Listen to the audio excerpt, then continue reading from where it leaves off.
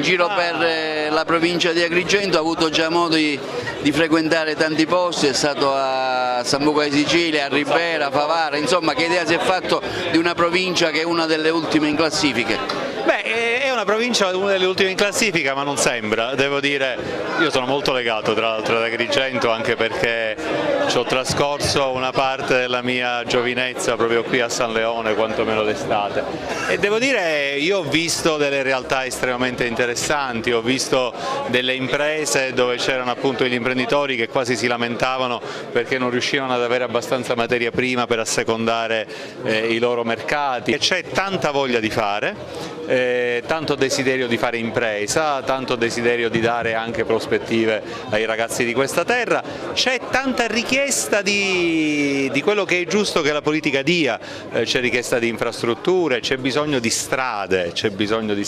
basta pensare alla Palermo-Agrigento, c'è un problema dell'acqua che sappiamo bene che è un problema importante, l'acqua è un bene pubblico e qui i problemi sono decisamente seri, le imprese mi segnalano la necessità di riuscire ad avere strumenti per poter fare innovazione tecnologica, che è importante.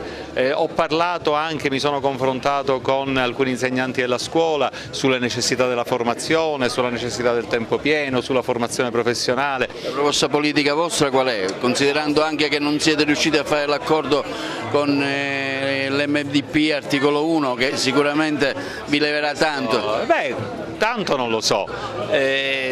se questo accordo non si è fatto non è certamente per noi. Io vorrei invitare tutti a tornare a leggere i giornali intorno al 10 agosto, quando le prime forze politiche che dissero che in fondo Micari poteva essere un buon candidato furono proprio Sinistra Italiana ed MDP. Cosa sia cambiato non lo so. Come pensate di catturare il voto di chi non andrà a votare, che attualmente è stimato a oltre il 50% dei siciliani? Io punto proprio a quello, io punto proprio a convincere le persone che non andrebbero a votare che si può e si deve avere ancora fiducia, perché con una proposta seria come quella che noi facciamo, con delle proposte che non sono campate in aria ma sono sensate e soprattutto con visione e competenza, io una cosa me la attribuisco, quella di avere una buona competenza amministrativa, io credo che si possa fare decisamente un gran lavoro. Io penso che con Micari siamo sulla giusta strada e sostengo il centro-sinistra con Sicilia Futura perché conosco l'esperienza del centrodestra che non è cambiato per nulla rispetto agli anni passati, quegli anni che da assessore al bilancio il governo Berlusconi, sempre sotto il ricatto della Lega, di Tremonti e di Salvini, non voleva dare le risorse necessarie alla Sicilia e addirittura voleva con Maroni obbligare gli immigrati a rimanere in Sicilia o a Lampedusa. Magnifico rettore, apre la campagna elettorale con i giovani e per i giovani, è un segnale di grande sensibilità perché dà modo ai giovani di poter interloquire direttamente